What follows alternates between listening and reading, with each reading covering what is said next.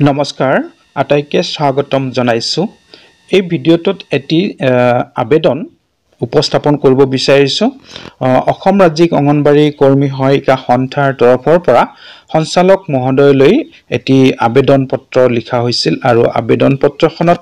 কেবাটাও দাবী উত্থাপন কৰা হৈছে আৰু সেই দাবীসমূহৰ সৈতে আবেদন পত্ৰটো মই পাঠ কৰি দিবলৈ বিচাৰিছো আপোনালোকে ভিডিঅ'টো শেষলৈকে চাব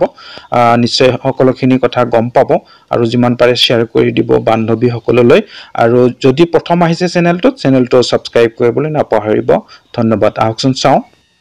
অসম ৰাজ্যিক অঙ্গনবাড়ী কৰ্মী আৰু সহায়িকা সন্থা প্ৰসংগ আবেদন নং 3 তাৰিখ 14/8/2024 প্ৰতি মাননীয় সঞ্চালক মহোদয় মহিলা আৰু শিশু কল্যাণ বিভাগ উজান বজাৰ গুৱাহাটী 1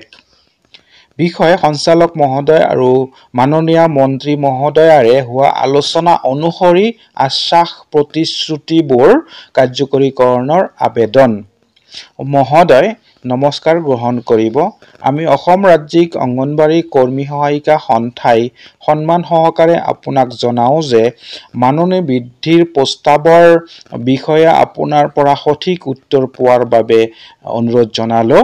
মাননী বৃদ্ধিৰ লগতে তলত উল্লেখ কৰা কেইটামান গুৰুত্বপূৰ্ণ সমস্যা নম্বৰ 1 মহিলা আৰু শিশু কল্যাণ বিভাগে ঘোষণা কৰা মতে 3966 গৰাকী মিনি কৰ্মীক অতি শীঘ্ৰে পূৰ্ণাংগ কৰ্মীৰ মৰ্যাদা দিয়ক নম্বৰ 2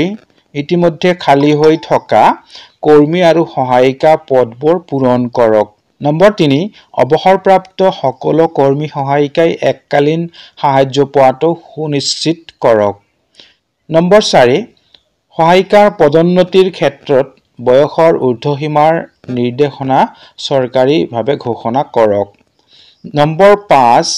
কৰ্মৰত কৰ্মীৰ বাবে সংৰক্ষিত মুখ্য সেৱিকা পদসমূহ অতি শীঘ্ৰে পূৰণ কৰাৰ যাৱতীয় ব্যৱস্থা গ্ৰহণ কৰক নম্বৰ 6 ৰাজ্যখনত জৰাজীৰ্ণ অৱস্থাত থকা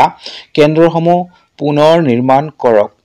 নম্বৰ 7 শিশুসকলৰ বাবে দাল খিচিৰি চুজি হালৱা আদি খাদ্য সলনি কৰক নম্বৰ 8 কেন্দ্ৰসমূহ একত্ৰীকৰণৰ ফলত হোৱা সমস্যাসমূহ সমাধানৰ বাবে আবেদন নম্বৰ 9 কৰ্মৰত কৰ্মী সহায়িকাৰ বকিয়া মাননী অতি শীঘ্ৰে মোকলাই দিয়ক আশা কৰো সঞ্চালক মহোদয়ে অঙ্গনবাড়ী কৰ্মী সহায়িকা সন্থাই উল্লেখ কৰা সমস্যাসমূহ সমাধান কৰাৰ ব্যৱস্থা গ্ৰহণ কৰিব ধন্যবাদ জয়মতী দাস সভানেত্ৰী ইন্দিৰা নেৱাৰ সাধাৰণ সম্পাদিকা অসম ৰাজ্যিক অঙ্গনবাড়ী কৰ্মী সহায়িকা সন্থা ধন্যবাদ জয় অসম